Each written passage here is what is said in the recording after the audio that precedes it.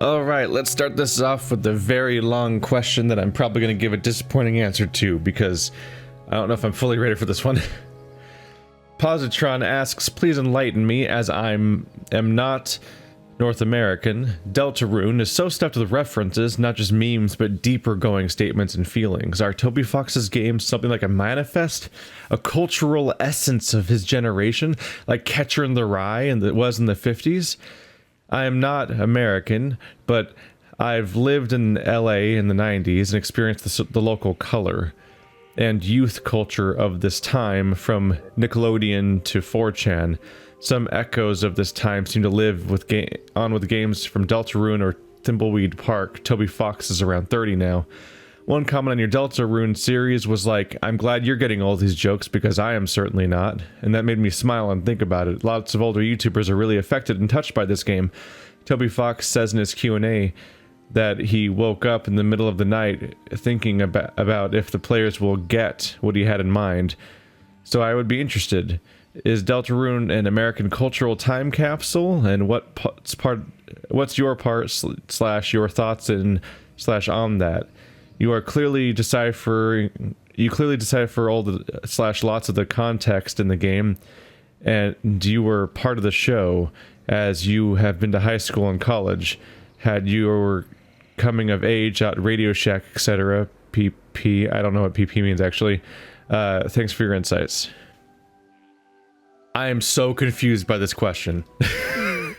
I'm not trying to mock it or anything. I'm so completely and utterly confused by it.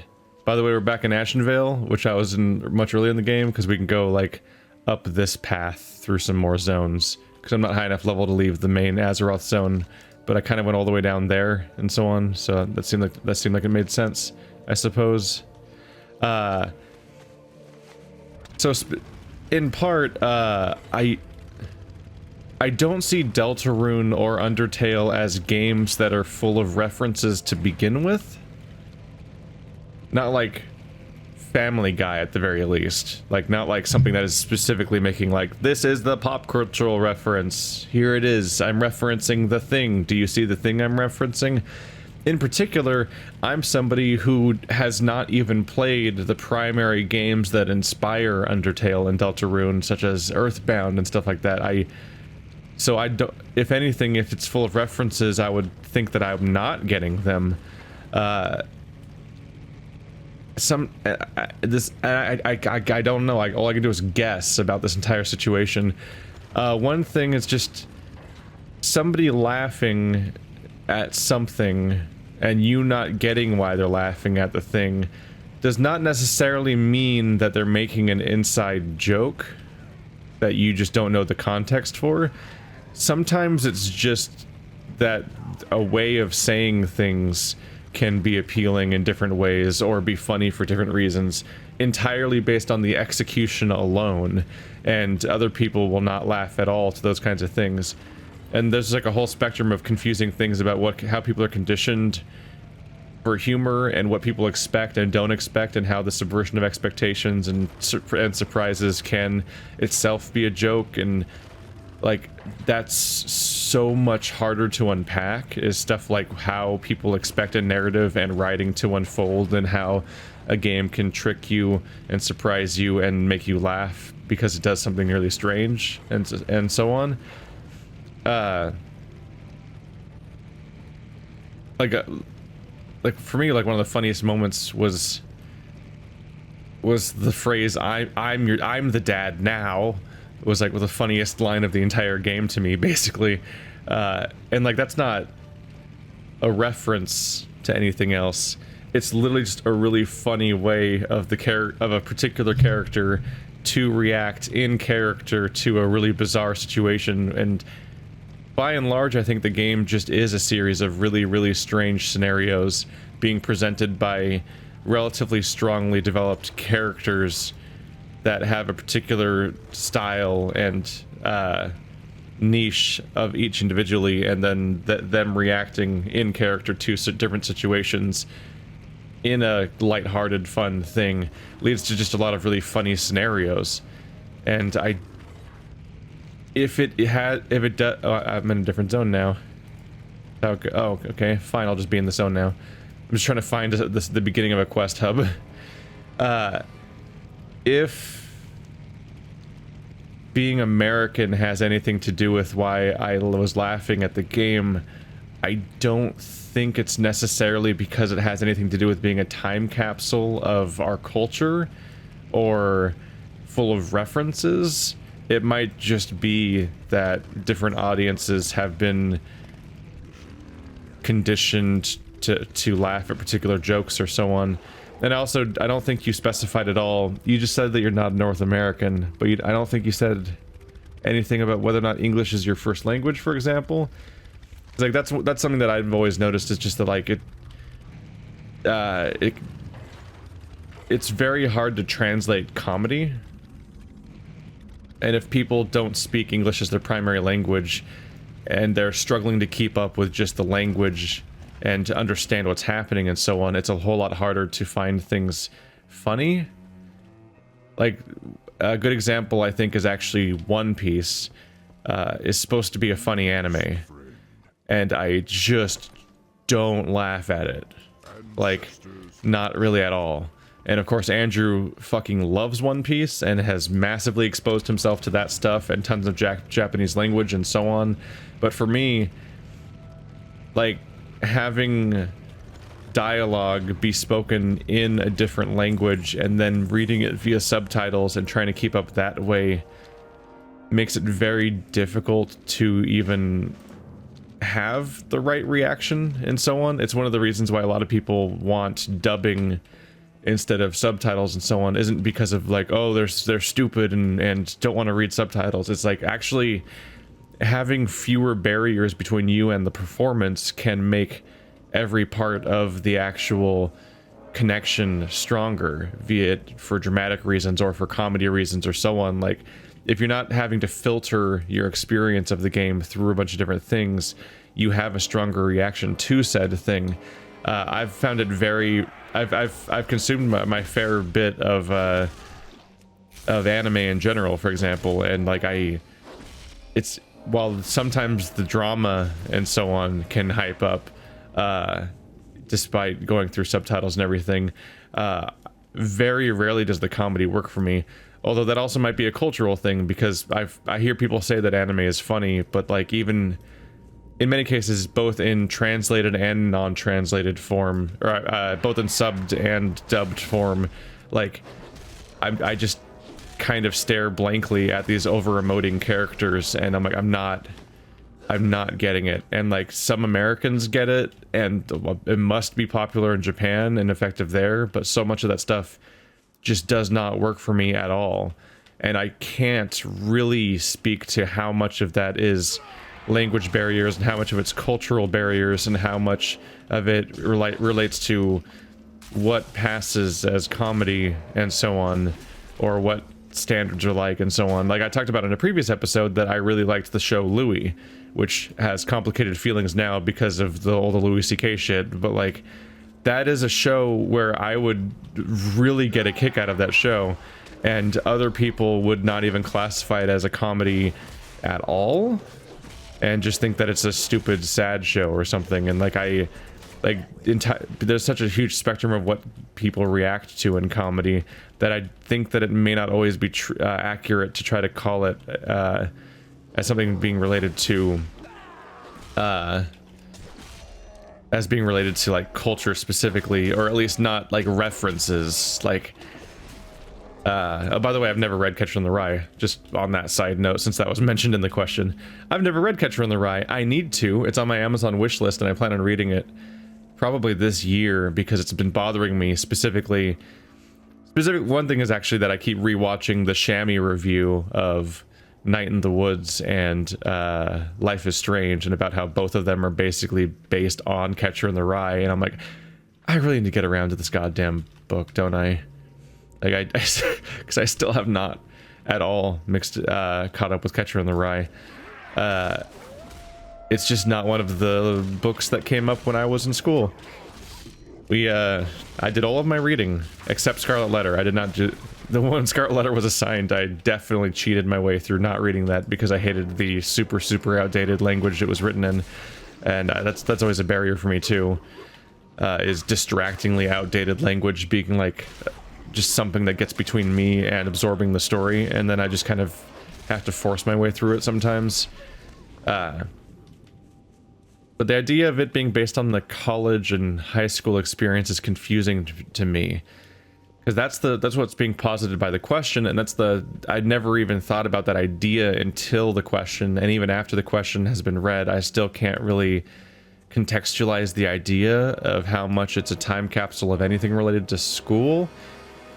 The most I can think of is just the basic starting premise is that you encounter somebody that maybe you don't really know from school, and they're a dick, and then you're thrown into this fantasy situation where you become closer over time and learn who they are.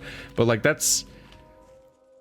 doesn't seem inherently tied to school culture to me, especially since Deltarune only uses that as a launching point to introduce you to the secondary character that you're going to spend the game with, and then immediately abandons the entire reality plane and goes into the fantasy world.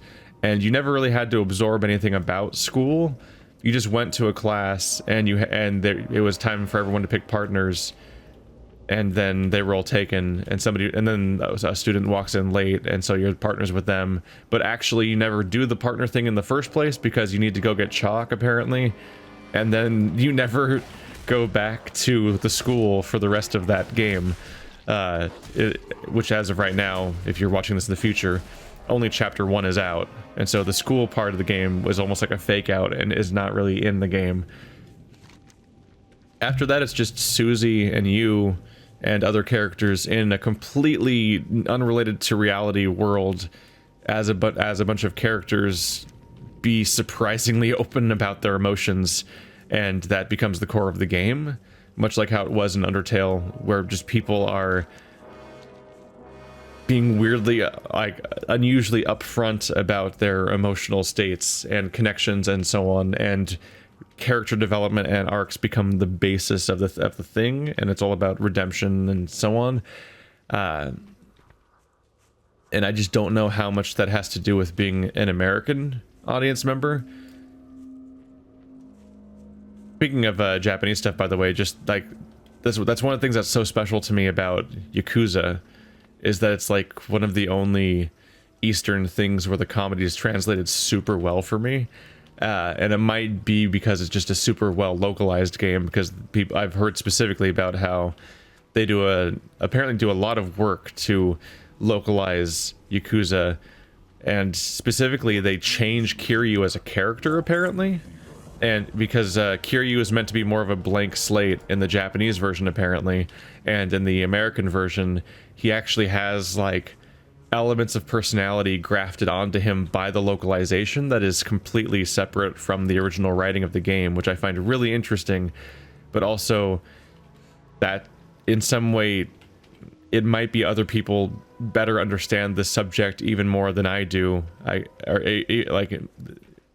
Yeah, like I think there might be people that just better understand this entire subject and like exactly what constitutes regional humor and how humor writing works and so on, because those guys must have it figured out. Because like a lot of the actual text of Yakuza arguably doesn't need to be changed in order for us to understand it, but they're clearly doing some kind of change to make it impact better. It's like a different localization team could probably make a version of Yakuza that I would still understand, but probably wouldn't laugh at as much as I do, whereas I find the series incredibly charming and amusing. Oh god, there's bees. Not the bees. But there's... I don't even... It's hard... It's...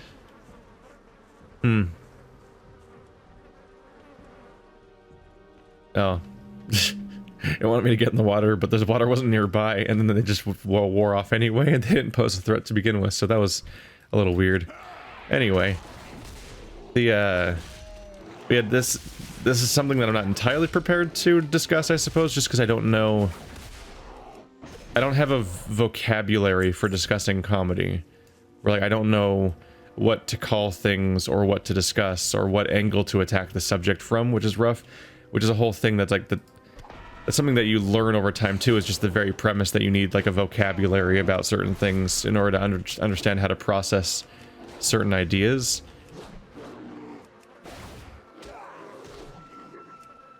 This guy could just die, please. I'm weirdly covered in bees, but also still clearly attacking. I wonder what's up with that.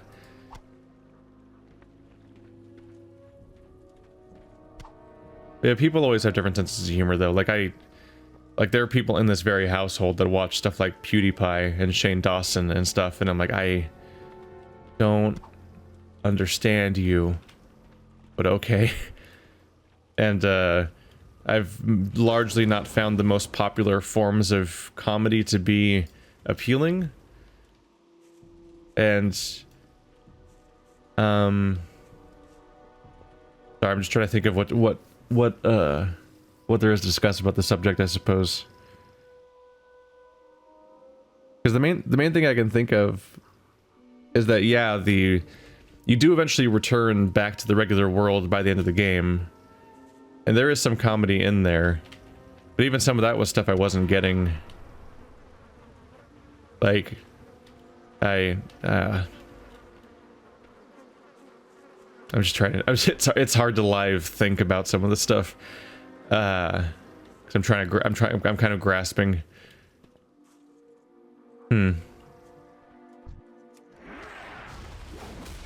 Yeah, I don't know. I would say I would recommend having a discussion in the comments if you guys want, just about how you guys felt about Undertale and Deltarune, and whether or not you feel like you got, in particular, whether or not you feel like you got all the jokes, quote unquote, but are not American, and so on. Which plenty of in particular, the commenters on the Patreon videos, there's several of you that are just straight up not American at all. And I'd be curious to see how you guys felt, how it landed, because this is the type of question that I think the community needs to answer a bit more than I do, because the only way to actually understand it would be to actually reach out and discuss it with different people. I will say that I don't think I've ever heard anything along the lines of Undertale and Deltarune being particularly American specific in their popularity. Like, they seem to be popular games overseas too, so I'm not sure if it's accurate to think that the comedy is specifically regional. So I don't know. I can see how it can feel like inherently like you're the one who's being left out on the jokes, and it must be reference based if it's just comedy that doesn't click for you, which might be the case. In particular because so many YouTubers are from the United States. Many popular YouTubers are from the United States, and a significant percentage of them even live in Southern California, so it's even more specific.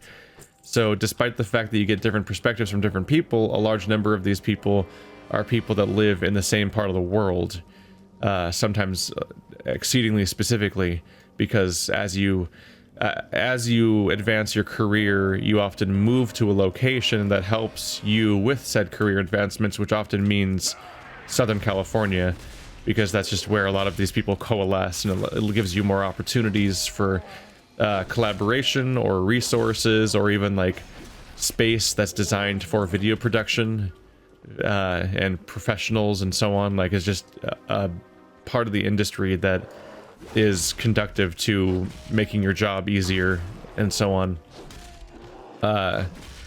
So if you're inherently watching YouTube videos is kind of a very solo thing, where it's just you and the content creator are the only two elements, or at least it can feel that way, because obviously there's hundreds of people in my cases, thousands of people in other people's cases, millions of people in other people's cases watching each individual video. And it's a giant, huge experience, but it feels oddly intimate, which leads to a lot of the parasocial relationship stuff and like really iffy things that start happening where people get overly attached to people that don't know them back and everything. But when you keep seeing people that are all Americans from Southern California all laugh at a thing and then you're not laughing at the thing, I can see why it would feel like it's a inside joke that must be regional, and then you must be being left out specifically because of where you live. And that might be the case, but I would say check the comments and see if people have reacted to this subject, and if they haven't yet, check back like a day later so people have like the 24-hour-ish cycle to actually see it, and maybe we can get a discussion going on about this subject, because I don't really think it's regional, but I can't speak outside of my own perspective, so I can't really do this. So the best we can do is do a survey study in the comments, basically a too small to be scientifically valid but still vaguely scientific study of how comedy works and so on. But for me, I think it's just a lot of wordplay and a lot of surprises and not so much references, and for that reason I don't think it's necessarily regional, but I don't fucking know.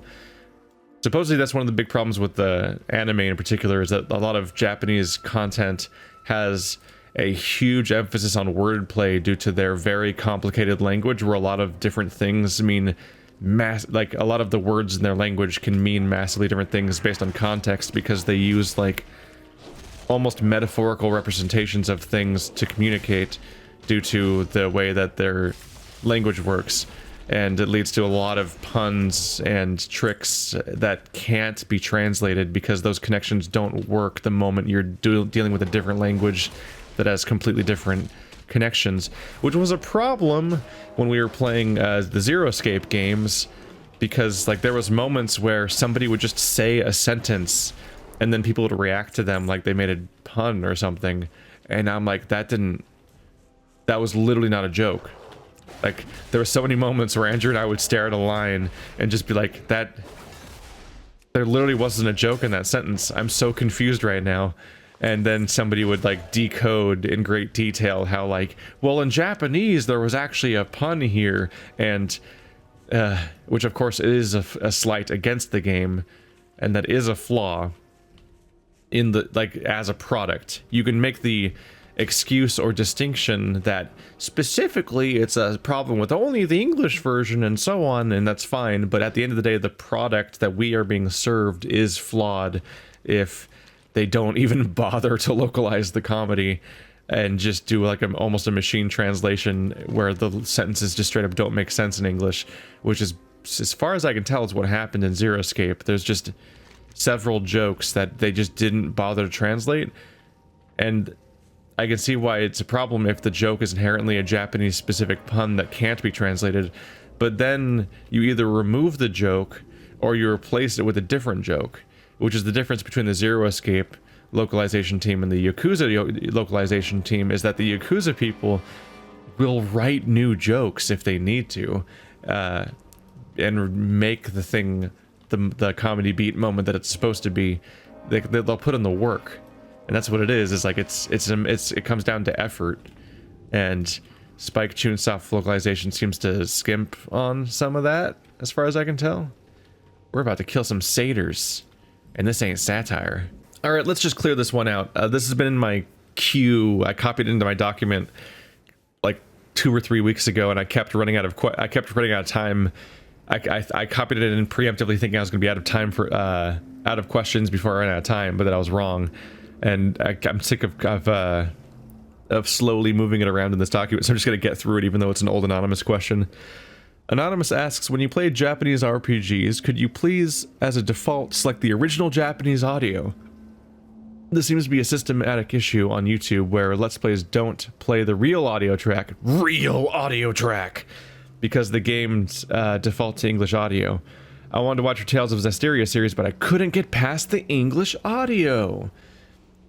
This is always a frustrating thing, is that the people I get annoyed by this, is that people who prefer the Japanese audio will be elitist about it, which is just makes me want to cater to them even less. They won't just be like, I prefer the Japanese audio. They'll be like, this is a systematic issue and I can't get past it. And it's like, and I've had several comment threads from people who specifically look down on people who use the English dubbing, which this is actually really good timing for me to get to this question, because I was just discussing this very idea. And in fact, the previous question is about a similar thing, which is that oftentimes localization's actually kind of a big deal if you want content to land. And in particular, I take issue with the idea of there being a real audio track in video games. I get it in television shows and movies that are not animated. If it's live action, then there is an actor who plays the entire character in all of its ways, and that one character exists only in the form as presented by that actor. Well, and the director and the editor and the sound editor and so on, but like, and the writer, but like a performance is a performance, and it's one of the big benefits of a live action performance is getting all the nuances and so on. But that argument falls apart super fast the moment it's an animation or it's a 3D work, because in both of these cases, what usually happens is they make the thing and then they animate, like in many cases they animate the thing and then the voice actors do their performances. And usually these, as far as I'm aware, these voice actors are generally just a bunch of separate people being put into a sound booth. Then they're not riffing off of each other, they're not reacting to each other, they usually can't see what's happening in the game, and they're just trying to read a script, and some voice director's trying to tell them what kind of inflection to have or whatever, and they just kind of go for it. And for that reason, like, none of them, there isn't really a true performance to some extent. They're all dubs. The Japanese dub is still a dub, and the English dub is also a dub. And they might happen in different orders, although in many cases it's not even that part's not even true. In many Japanese games, they're co-developed for both English and Japanese audiences at the same time, and have a simultaneous release in several different languages. And so it's, at some point, it's very hard to argue that, like, say, a Capcom game has a true language. Like, they launch in, like, English, Spanish, Japanese, and German on all versions, and you can buy it in any country and get all of those versions of the voice deliveries available. Which back in the day, Andrew and I mined some comedy out of that a little bit, because we would have the discussion of whether to play in Japanese or English, and then we would just settle on playing the Resident Evil games in German. So we played Resident Evil Revelations, I think 1 and 2, and Resident Evil 6 in German dubbing, which sometimes was the funniest shit somehow.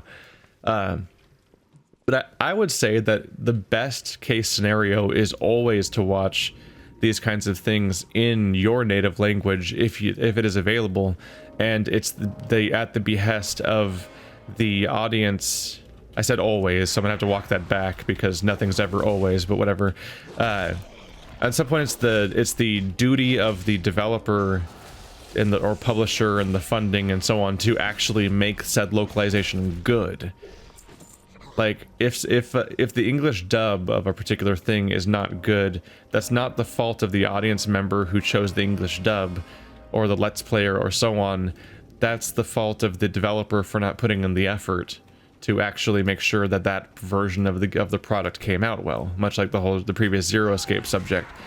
And there's a lot of really important stuff there, because, like, you talk about, like, the previous question about how these people that aren't from the native country of the native region of the, I don't know if Toby Fox is American or Canadian or what, but if you're not from the native area of the game, maybe the humor doesn't translate and so on.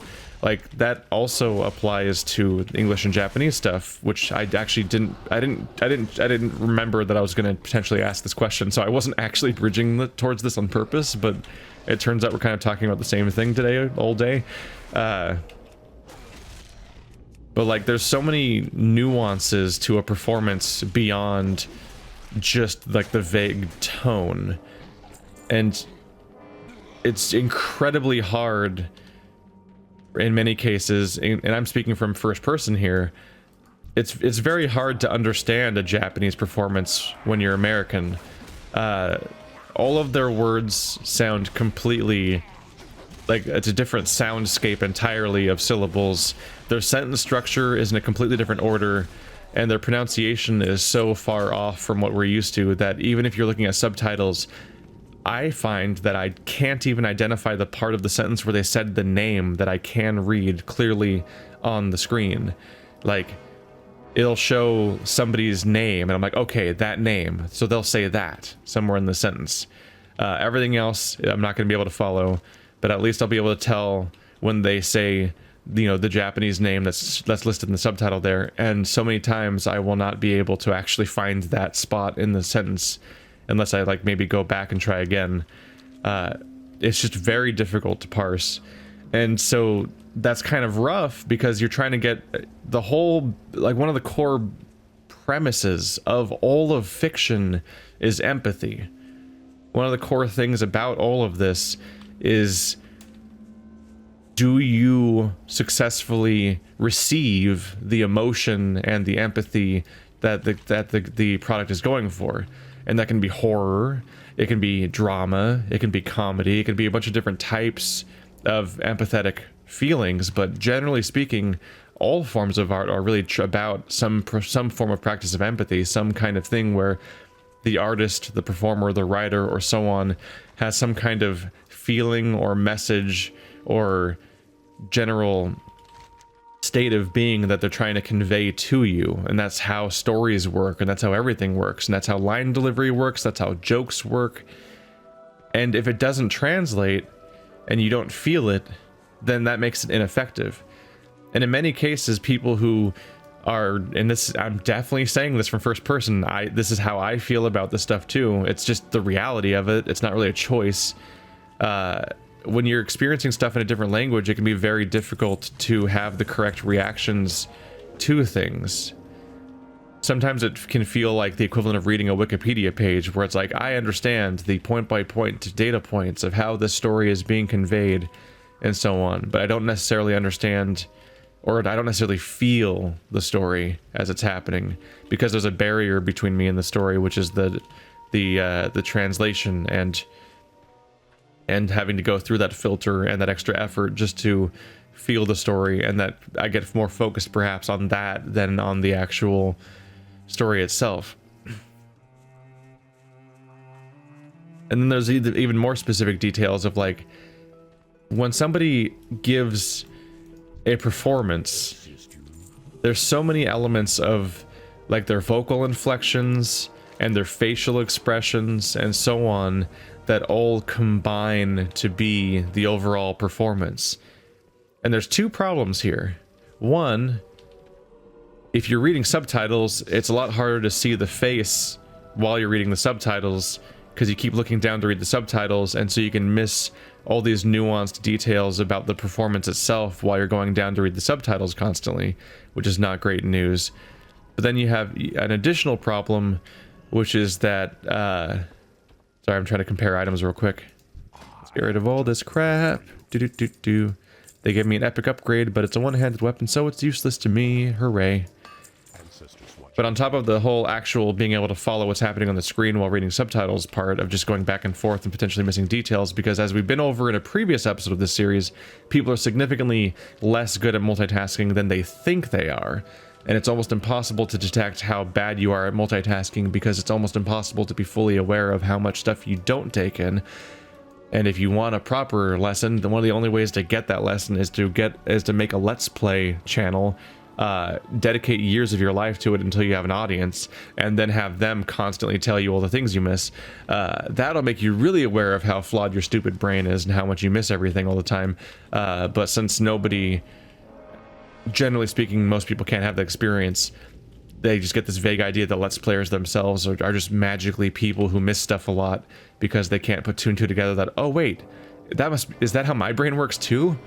oh no, which is definitely what happens. The multitasking is not as effective as people generally think it is, and they're not as good at it as they think they are, as a general rule. Did I get that flight path? Oh well, it's a question for later. So subtitles are a distraction that take you away from the performance itself, but there's also the part of the performance that you almost can't ever get.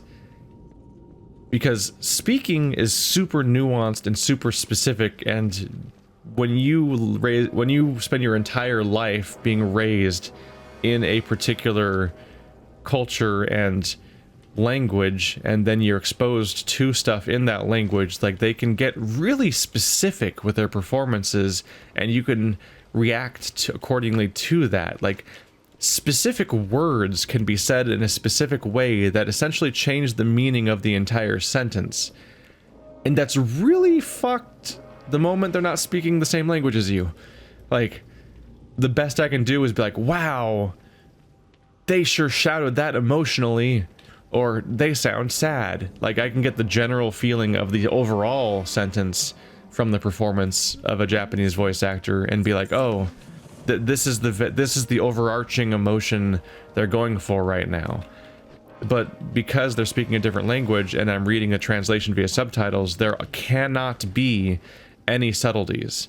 Any subtleties in their performance will not reach me, because I cannot parse word by word how every individual word is being spoken and how that affects the meaning of the sentence, which is rough, because sometimes you give emphasis to a specific word and that becomes the core meaning of what you're saying, and the way you say it is the premise of the entire performance, and that kind of stuff just can't happen the moment you don't understand the language being spoken, and subtitles cannot bear that burden. At most, you can kind of italicize a word, but that doesn't really quite convey the same thing, and it just isn't enough. So a performance that's in a language you do not speak is just kind of inherently less effective than a performance in the one you do speak. But of course the issue is just, can they actually localize it correctly and so on. Generally speaking, yeah, like the only reason that I play once he's been weakened. The only reason that I play Yakuza in Japanese is largely because they're only available in Japanese. And in fact, this will be a question for me. There's all these special cases now for me, so I get to wonder, like, should I play Project Judge, or I think it's just called Judgment now. Should I play that in English or Japanese is a fun question. Given in any other context, I would always default to English. Like, I'll play Final Fantasy games in English every time and so on. But Judgment is part of the continuation of all this Yakuza stuff, and my audience that wants to watch it is there from watching all the Yakuza stuff. That makes it way harder to come up with a correct answer. Like, having the franchise suddenly be available in English midway through, I probably will end up playing Judgment in Japanese just because of the consistency within that own series. Aside from that, we have the super rare situation of Sekiro, which is just that, I don't know, I got peer pressured by the game a little bit. The game was like, this game defaults to Japanese. And I'm like, huh. And then I just kind of like, okay. I kind of like took the hint of like them like basically warning me to play the game in Japanese or something. That was a little nudge that I needed, but it did prove to be it did show to be that it was not, there's no clear answer for this stuff, because no matter what you do, it's a mutually exclusive thing. You can't play the game in both languages. Not realistically. Not unless you're gonna somehow have two separate parallel playthroughs, but since I do blind playthroughs, that's not even really possible, because all the reactions would only be in one of the playthroughs and so on. And I can't replace all the cutscenes with the other language, because then I'd have to somehow have like a separate playthrough file running in parallel of the entire game, which is just, that's the amount of hoops I'm going through there is just absurd to try to appease to everybody. But like but for the reasons I've given, like, I totally get why people would prefer the series be in English, because I generally agree with that. It was just the really, really specific thing of like, this is a game about Japanese history, and it's set in Japan from a Japanese developer, and it starts off by saying that this game is by default in Japan. There's just enough elements all stacked on top of each other where I was like, I'll do this specific one in Japanese, which is unusual for me. Whereas the example given by this question of me playing Zestiria, which I think this question came out all the way back when Zestiria was, where Berseria had not even been played yet. I will totally play Tales games in English. They are not, there's nothing inherently Japanese about the games themselves, and it's not like the authentic immersive experience. Whereas like, I might be tempted to, for example, play the Metro trilogy in Russian, just because it's set in Russia and so on, and that kind of adds an additional context to it, where there's kind of a vague immersion to the whole thing that can kind of counteract some of the other problems caused by playing a game in a different language. But there's really no right answer to any of this stuff. And unfortunately, you kind of have to just make your own gut feeling choice moment to moment of how you want to experience a particular piece of art. And a downside of being somebody playing with an audience is that I have hundreds, or, well, considering it'd be part one of a series, thousands of people who all will then spew their opinions at me and all tell me I'm wrong for doing the thing. And now that I've done both sides, I can confidently say people will be mad at me no matter what I do, and there is no correct answer. Yay. Just one of the many, many, many mutually exclusive binary choices I get to make while I make videos, where I always will get told that I'm wrong one way or another. But yeah, generally speaking, for the reasons I gave before, like, I find that an English performance helps me connect with the media and better be engaged throughout it, and have more immediate visceral reactions to things that happen in it, both for dramatic reasons and for comedic reasons and so on. Like, it's just easier because there's fewer barriers between me and the performance, and so I get to enjoy it more directly. Whereas when it's in a different language, you have to work for it. And while you can then still come away saying, I technically understood this, that doesn't always translate to, and I felt all the things they wanted me to feel, which is a problem. Like, it's one of the reasons why I brought up the question of, did the previous question asker, is their main language English? Because a lot of the Deltarune comedy is nuanced, hyper-specific, like, wordplay, or just it was a sentence being said in a particularly funny way in many cases, and that's like, that just does not work if you don't speak the same language as your primary language, because if it doesn't come naturally enough, you're working too hard to understand the thing in the first place to then notice when the funny happened necessarily. There's certain things that don't translate well. And yeah, I do find it really iffy talking about there being an original language when the thing is dubbed, especially when it's simultaneously dubbed in a bunch of different languages. Like, at best you can say that it's written originally in one language, but the voice actors are often arguably not even original in the production line for Japanese. And as far as the writing goes, I can't do anything about it being originally written Japanese unless I just learn Japanese and then spend decades heavily naturalizing myself to Japanese so that I can feel completely like it's basically my main language. That's the hurdles you have to go through to properly understand the original writing of a thing. Subbing or dubbing, you're still dealing with a translation, and there's no fix for that. So it's just a big ol' mess. But generally speaking, I will experience all Japanese content. I will pretty much always use use English voice acting in every Japanese game I play on the channel, because of the fact that it's just easier for people to watch and for people to consume and so on. It's also easier for me because, like, I don't have to be staring at the subtitles the entire time, and I can glance to be like, oh, is OBS still running? And I can do these like technical checks and make sure that everything's still running smoothly, because there's several things that split your attention while you're doing Let's Plays. and it's just easier for me to be reading it, to be processing it in my language, in addition to the several things like it being the language that my audience consumes my content in. Like, I can assume that everybody watching my channel speaks English because I speak English and they're watching my content, and it'd be very strange to be subscribed to a channel that you don't understand, unless it's specifically, and this has happened, of course, I don't see how I'm supposed to get up there. Oh well. There have been instances of people who are specifically saying that they're using my channel to learn English, which is interesting. So many, there's all these like unexpected roles I play in people's lives and so on. But aside from that, like, specific scholarly pursuit, generally speaking, I can assume that everybody in my audience speaks English and is here to consume content in English. And so it best serves me to have every game be played in English, both for text and for the voice acting. Although I was very surprised how many people talk about not watching my content with their eyes and just letting it run in the background.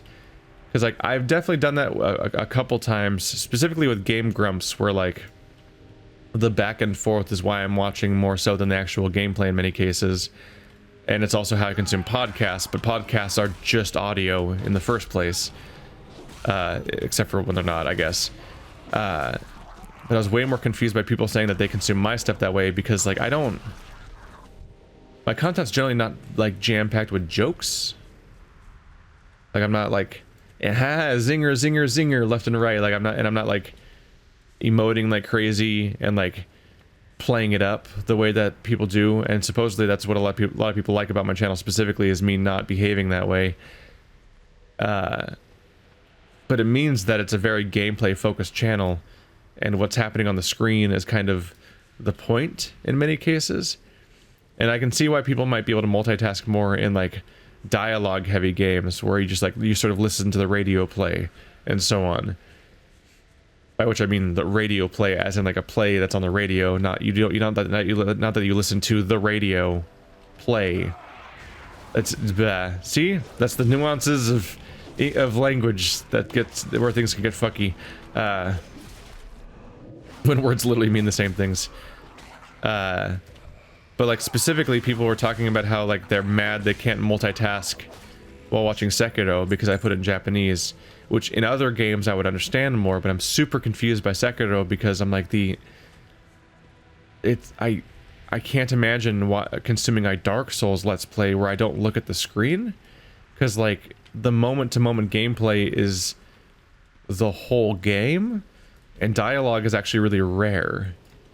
And so I'm wondering, like, these people like would be happy apparently to just completely never look at the screen all the time, but they're just like, for like 5 minutes every 2 hours I have to look at the screen because somebody starts talking, and I'm just so confused because I'm like, what are they getting out of the Dark Souls Let's Play or the Sekiro Let's Play if they're not looking at the screen? If the gameplay on the screen is all that's... Where am I? Tripped me out. Okay.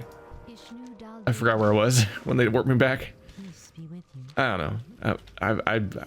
The sheer spectrum of ways that people consume content is such a thing. It's why all I can do when I talk about like these language barrier things is just talk about my own perspective and how I consume stuff, and that's it. And it doesn't matter if you disagree with me, because that won't change how I view the stuff. All you're doing is just countering me saying how I consume stuff by saying how you consume stuff, which neither of us will change how we consume stuff as a result. But that's my general stance, is that everything will be continually in English, except for really, really specific situations, like the fact that at this point I'm 3 games deep, so I've pretty much dug in as doing Yakuza in Japanese only because the games are largely available in Japanese only. So I'm not gonna then, I probably won't play the spin-offs in English either. And then Sekiro just really felt like it was prodding me to play it in Japanese, and I kind of went along with it. Yeah.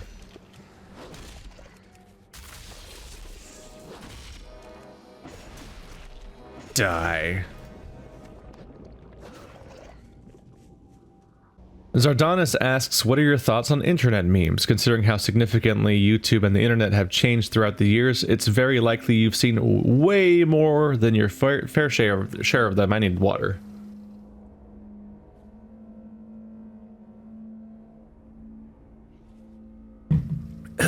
I needed water. I should have done that before the question. I kind of hate memes. Just like in general. On one hand, it's just way too vague of a spectrum of thing to have a sweeping judgment of all of them.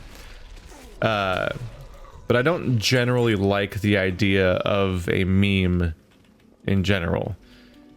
But also the standard of what counts as a meme can be so iffy, and in many cases, it's just like a funny joke that happens somewhere is then repeated everywhere, devoid of context, as a meme, and so on. And in many cases, I'll even... in some cases, I'll just mention a thing that I know about, and then people will be like, that meme is so old, and I'm like, I didn't know it was a meme in the first place. Generally speaking, I've actually kind of avoided internet communities a lot. Over recent years, I've kind of come in and out of browsing Imager, which is mostly I just scroll. I just keep side swiping just to sort of see interesting GIFs or whatever, and don't really scroll down very much. But like I have never been a 4chan user. Shocking. I've never really been a Reddit user, and I've only on YouTube. I just have largely been consuming not really particularly meme-related content. Just it used to be skits and scripted stuff back in the day, and then more recently, let's plays and podcasts and video essays and stuff like let's see. I don't have an Instagram account. I don't have a Snapchat account. I've only used Twitter as a extension of my YouTube channel, more or less. There was probably some early period where I kind of was a detention-seeking teenager / early adult, just shouting shit into a void with no followers. But generally speaking, I've only really used it as an extension of my channel for most of its time, which is mostly me sharing things that I make, and then sort of just occasionally oversharing, or occasionally just sort of tweeting thoughts to some extent, just because like sometimes it's actually like a weird feeling of like a weird pressure of like, I don't know, I have followers, I'm supposed to probably use this account sometimes, right? And so I just kind of let something go onto Twitter or something, just because. But generally speaking, I'm not a fan of memes. I don't have a folder of like reaction images or anything, or like things to whip out amongst once the time arises or anything.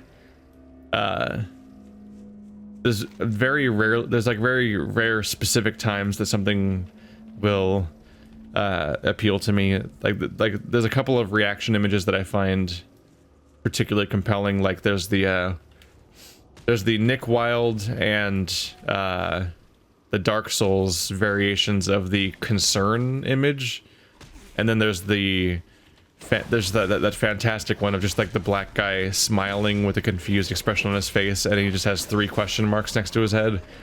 Or like, those are 2 little things that come to mind sometimes. But generally speaking, I don't like the entirety of any of that stuff. In particular, I think what bothers me is that memes are often just garbage. Like, they're just something being repeated, devoid of context, over and over and over and over again. And like, nothing kills comedy like overexposure and repetition. And so like, I don't like the use of memes as a joke where people just repeat the same thing over and over again, hoping for validation because of the fact that they repeated a thing that they heard elsewhere, and then they just keep repeating it over and over again, sometimes for years. But what I also don't like about memes is that often they serve sometimes a nefarious purpose that I find alarming, which is that they're not always meant to be funny. Some memes are kind of shared around as like a dog whistle, as like it's like a reference that like you're signaling that you're a part of a particular community, or you're signaling that you have a certain particular set of beliefs and so on. And in particular, there's been some really nasty groups on the internet lately that actually have grouped behind particular types of memes specifically for the purpose of spreading really damaging ideologies throughout society. And that's often their safe way of like kind of handshaking and acknowledging particular things without openly acknowledging said things. And it's so in a very real way, memes have actually been kind of weaponized to make the internet continually a worse place, both like entertaining wise and like morally. And it's just a bummer. So like I grew up in high school and so on just thinking that they were like these stupid, unfunny things people say to each other constantly. And then over time started becoming aware as an adult, I'm like, oh wait, these aren't just being repeated because they're supposedly funny. They're at best a weird, like, in-group, like, signaling system, and at worst, a nefarious, like, way of hiding behind phrases. Things like Pepe the Frog and so on, like, just concepts of, like, hiding behind a particular image or phrase or something to hide your more damaging ideas and repeat them and sort of do these handshakes with other people to acknowledge each other and strengthen the community behind said idea without openly talking about the damaging, fucked up, and often fascist ideas that are behind said things. And like that stuff super worries me. So actually, like some of the stuff actually gets gradually uncomfortable. Like I'm not generally happy when people use Pepe the Frog like reaction images in my Discord or anywhere else related to me, because I'm like those same emotions can be expressed by other images that aren't like now really questionable and so on. And so that stuff's always a bummer. But yeah, like that I don't see many redeeming elements of the concept of a meme, generally speaking. Mainly because they're just so incredibly unfunny and uninteresting. And to a large extent, a large amount of my exposure to memes, especially because of the fact that I make gaming content for the internet, is constantly from teenagers kind of just wanting attention. There's just the experience of like teenagers that just want to feel included and welcome and as part of something, and so they just spew the stuff like non-stop, infinite memes, and it's so overboard. But they are just sort of like not entirely social developed young people that are trying to engage with society, and partly via a way that they've learned from other people. And so one of the viral elements of memes and so on is often just that you see somebody else get validated for using said meme, so then you in turn want to turn around and use said meme because you want to be validated and included and so on, because people in general, but especially teenagers going through all their changes and feelings and just their general heightened feelings and their anxieties and their how afraid they are of being excluded and so on. And I've been through a lot of that stuff. It's just like you so desperately grasp to validation and being included that you just start using these things in a way that like to adults around you is incredibly annoying. And when you're an element of the whole internet experience is that we're all mixed together. So I'm surrounded by people who are decades older than me and people who are younger than me and people who are my age, and then teenagers and literal children. And so like I just any given day it's just a mix. And it is funny enough that like people who lean. I find at times that I have been able to correctly identify people's age based on how much they spam low effort memes, and I'm like, oh, this person's like 16, and then I find out later that they're like 15 or 17, and I'm like, yeah, I pretty much nailed it. You can actually identify people's level of maturity or insecurity or age and so on to some extent based on how they behave in these kinds of contexts, because they're grasping. And I'm not trying to shame or invalidate that, because it's just like a whole thing. Trying to feel accepted and so on. And also just like the heightened emotions. Like I remember a lot of that shit. Like I remember specifically when I was 17, I broke down crying for the weirdest reason, which was that I was in a WoW guild at the time, and I posted an image of myself. I was gonna say a selfie, which is arguably still true, but I did it without holding the camera. I did it from a distance on a timer, like people used to do when they wanted to frame things correctly. I had a picture of myself, and then I had like the like vertical light, the moonbeam thing that plays every time you level up in WoW. I had that like filtered over myself in Photoshop, and it was like ding 17 or something like that was in a subtitle, just like a sort of like self-congratulatory some sort of like self-congratulatory birthday image I made of myself to sort of celebrate my own birthday amongst my guild forums, because we used to use forums once upon a time. And what happened is my parents found out about it, and they made me take it down because they were just like generally super paranoid about like sharing information on the internet and so on, which they're both right and wrong about, because like they're like on the wrong side of history to some extent, because like this is just like, it's just happening one way or another, whether people are ready for it or not. To some extent, like the social media was already big and was only going to keep getting bigger, but also they're kind of right, because there's been so many data breaches and so many problems and so on. But like, I don't know, when social media was on the rise, a lot of parents did not know, and still don't know, and there really aren't answers about how much to let your kids do. Although I was probably old enough that they probably should have been fucking off at that point and letting me do what I wanted, because it's not like I was 8 anymore. I was probably 16 or 17. It was just a weird leash.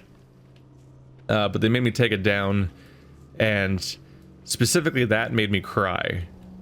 And I think it was specifically because of the fact that it was like me attempting to engage with some sort of group of people where I felt properly included in and a part of, and so on.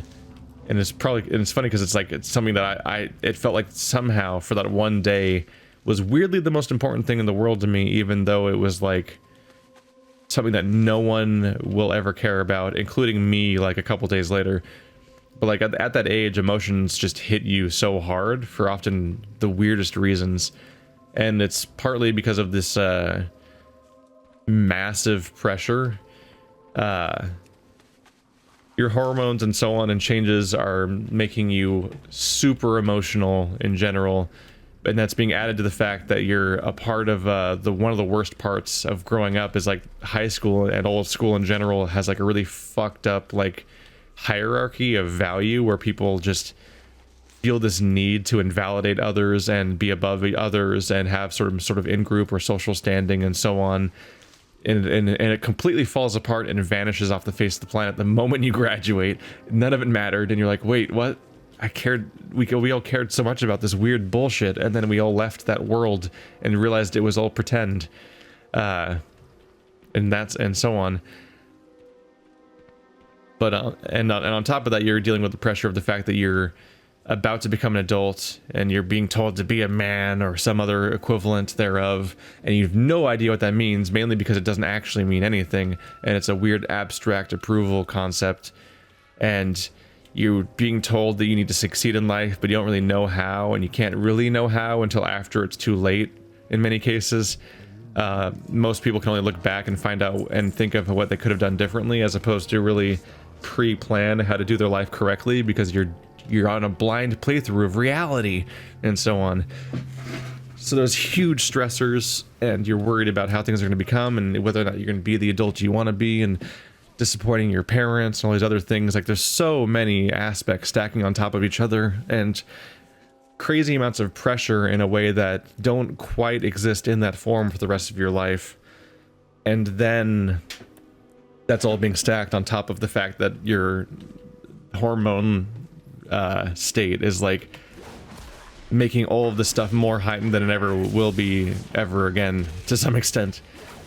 Which is why people just try to, that's why the only it's why the only advice people have sometimes is just the idea of like, it gets better, is that you kind of have to wait out this shitty phase where everything is way too heightened, and then it kind of goes away. And at least hopefully, everyone's different, there's so many different people and so on.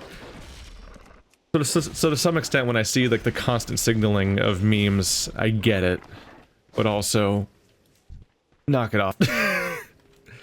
both because it feels at times annoying and at times dangerous. And I have a particular, this is a thing where I can speak to a particular aspect that makes me deeply uncomfortable, which is often related to other things we talk about. Like we talk about like I think we talked about how like I don't like alcohol because I've been exposed to several people who have engaged in damaging behaviors because of alcohol, and addiction to this, therefore, of addiction to, and so on. And it's like the whole thing that I don't have an interest in engaging with. And I talk about like being particularly bothered by homeopathy and stuff like that. Is like, it's not just like a random, like I'm just dunking on somebody at random. Like I straight up like have been around really weird shit that I find super questionable and damaging, and don't want to see around, and want to advocate against, and so on, and stuff like that. And when it comes to memes and so on, one of the many reasons to recoil against some of the stuff in my case is the fact that like I grew up around an entire group of people. Like my entire lunch table for like the last 2 or 3 years of high school basically was a group of people who was on 4chan constantly. And like I've been exposed to the most weird fucked up images just from like being slightly around them a little bit when they have access to a computer. Like I went to a Counter-Strike LAN where we played Counter-Strike and Warcraft 3 at a LAN once with that group of people, and I kind of never wanted to do it again because like the stuff I saw when they were just browsing 4chan for fun basically on their computers and on their off time between stuff was already like well beyond any of the shit that should be socially acceptable.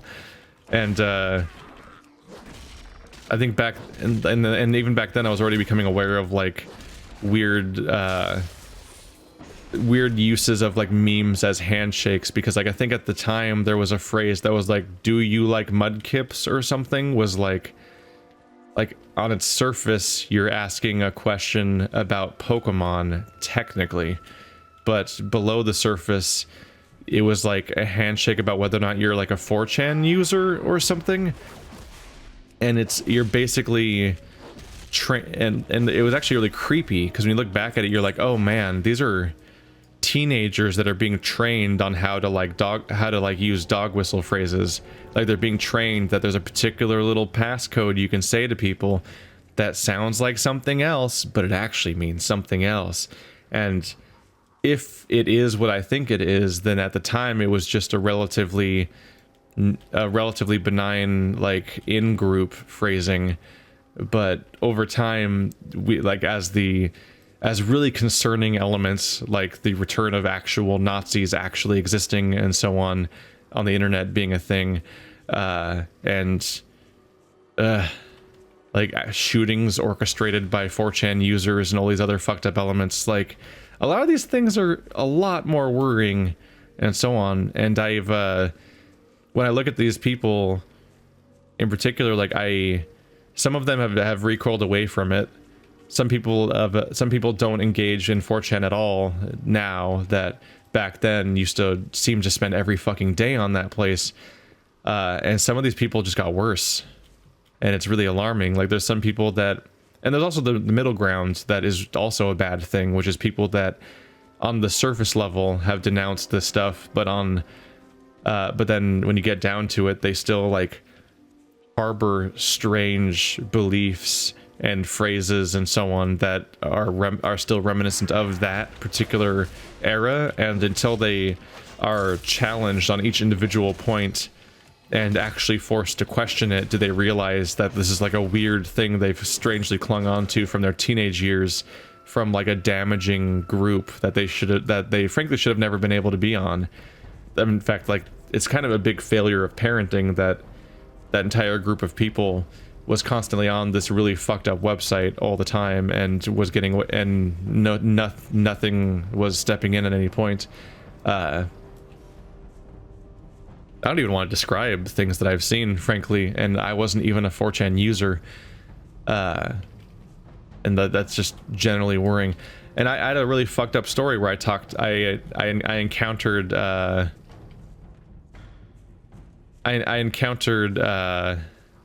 one of the previous people that used to be on the 4chan and stuff and everything, and he clearly was still involved in it, because he will just like nonchalantly bring up shit like how much it costs in order to hire a hitman on the dark web or things like that, and he'll talk about how he was part of a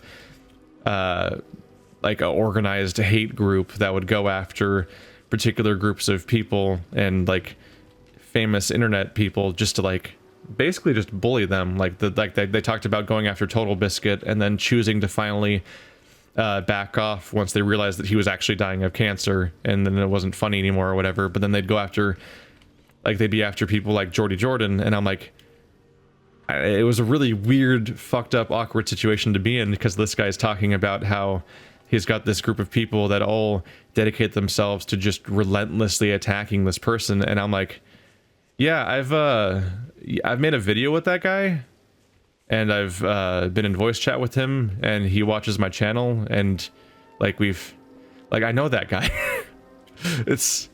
And you're talking about how you and your friends online torment him for fun, and it's like, what the fuck? It's that's a real person, right? Like, what kind of failure of empathy is this weird nightmare escape where you're just like fucking with people for fun? And it's like, on some level, I imagine it's because of the fact that like they're somebody who did this stuff since they were a teenager and have never broken free of it, and have maybe never really integrated into society properly outside of that, and so like that's kind of their world, and they keep doing that. But like, it's a really weird, fucked up, small world situation where like somebody I knew from high school is like part of a bullying group that goes after just a YouTuber they find is particularly worthy of making fun of and attacking and shaming on a daily basis. Somebody that clearly goes through their own shit.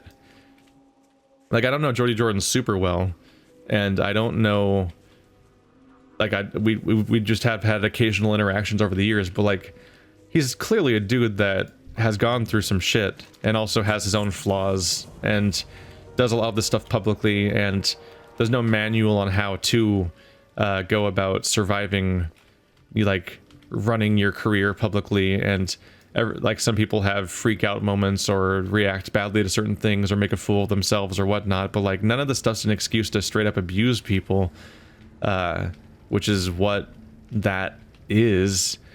And it's just, it's such a weird thing to get into. I don't know. I have no idea.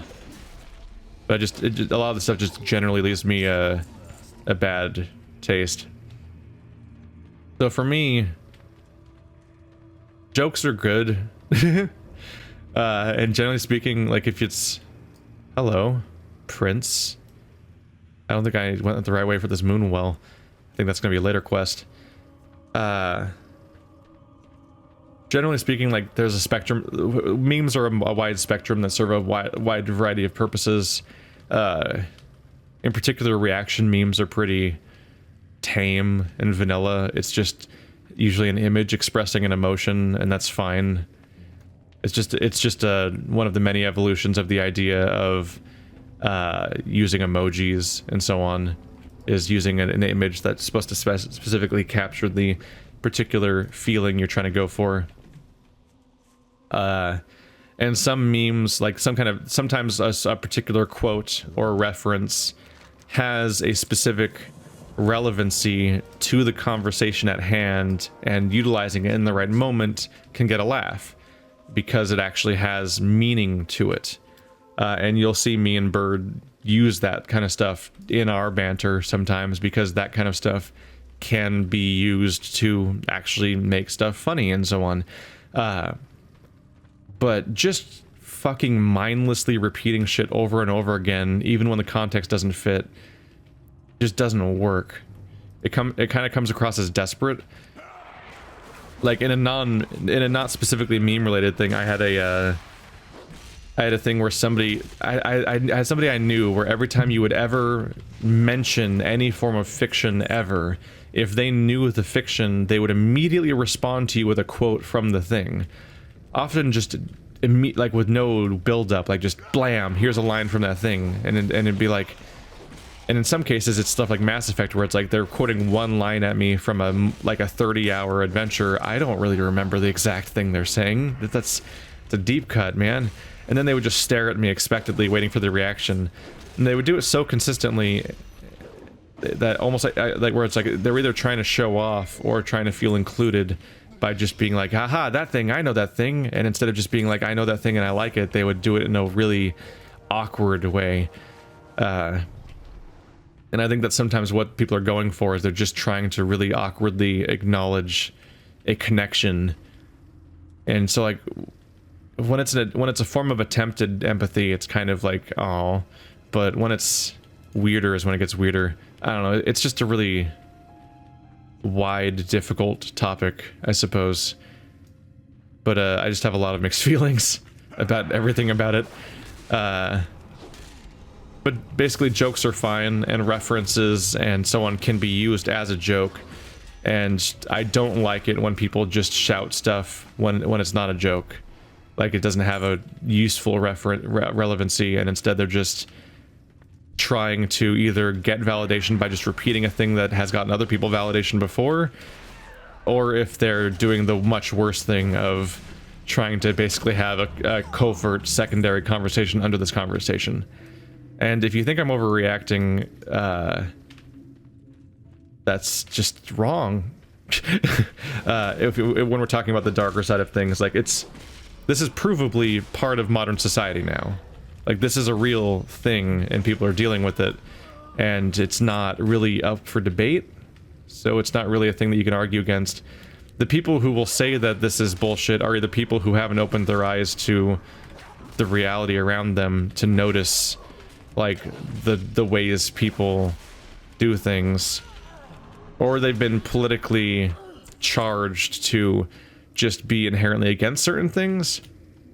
Like maybe you're a Trump supporter and you have heard people accuse him of using a particular dog whistle, and so now you're like against the idea of anyone ever saying anything about dog whistles, because clearly it must be the SJWs that are here to sanitize the world with PC culture, and therefore dog whistles just don't exist as a general concept because you're politically incentivized to not think they exist. That's one of the many complexes of how somebody would disregard this kind of idea, but that's just, I don't know what to do about that, man. Like they still exist, whether or not you want to acknowledge them, or whether or not it's sometimes used in a way that's politically inconvenient to your way of looking at the world, and so on. They just are real. It's really awkward that I'm starting this giant dungeon, but I'm probably about to end the episode. How do I put this?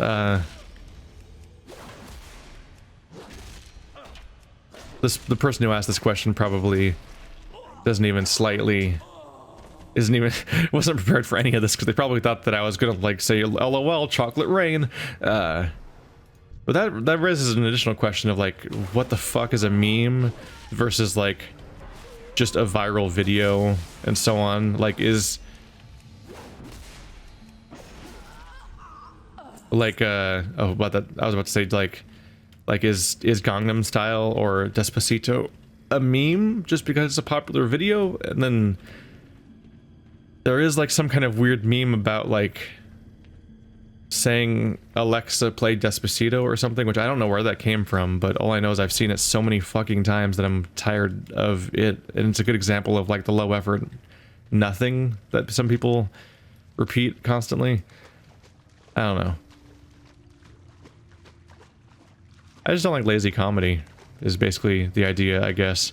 And I especially don't like Nazis. And sometimes memes are where the two things converge. So I have very negative feelings about the idea. I think we're just gonna hang out and beat this dungeon. I don't know if I have anything else to say about the subject. But I also don't know if I'm ready for another question. Maybe I can get another one. Like maybe I can go pick out a short one. I don't know. This might be a lively comment section for this particular video.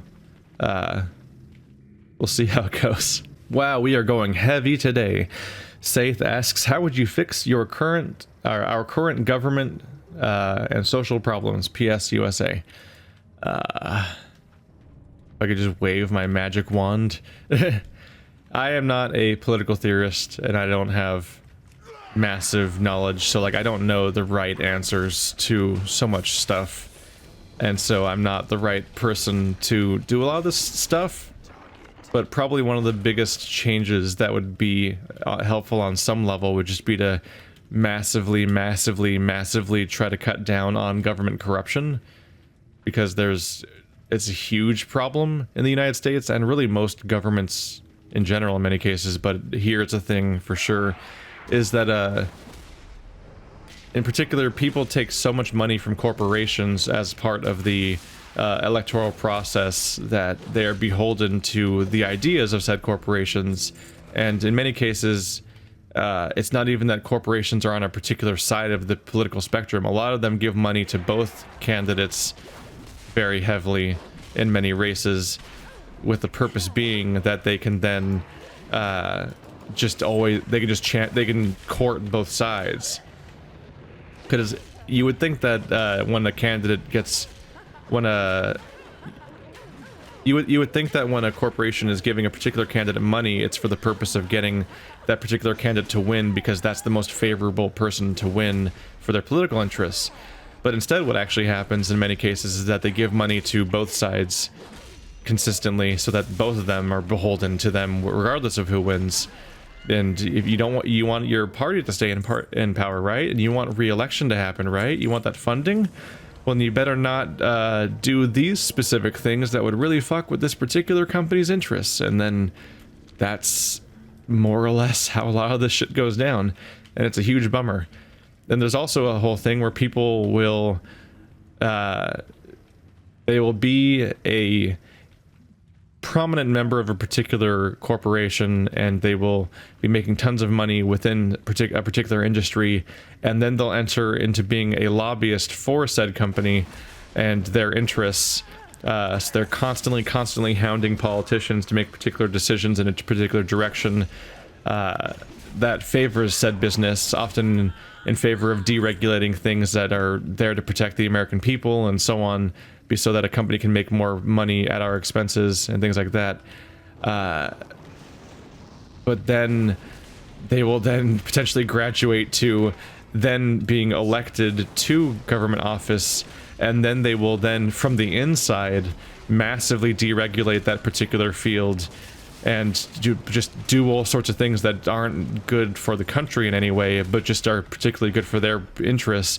And then the moment they leave government office, they go right back into that company. And it's a nightmare that like somebody can like, even if you believe in capitalism, that's like a perversion of the entire idea, when somebody can just go behind the scenes, change all the rules of society to best fit their particular company, then go right back to said company. It's like, that's incredibly fucked up, and that's our reality. It's an element of politicians taking heavy amounts of money from corporations, and then also elements of the corporations themselves being able to just enter the government, change it from the inside, and then proceed along. And a lot of this stuff is very difficult to change.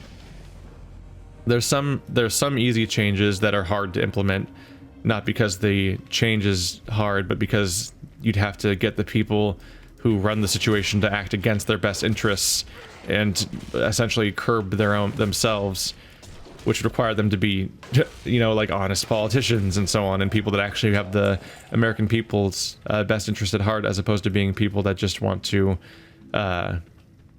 profit, or people who are massive narcissists that are seeking power for its own sake, and, you know, the kind of person that would run for office in the first place. This is like a whole dungeon in here, isn't it? I really bit off more than I could chew when I was getting ready to wrap up the episode. Like that, so that's probably one of the biggest things, is just trying to make changes to the world where our governments actually make choices for the sake of what's in the interest of the people and what it would actually help, as opposed to doing things just for the purpose of personal power and monetary income and so on, which is what people often actually do. And here's just a crazy idea.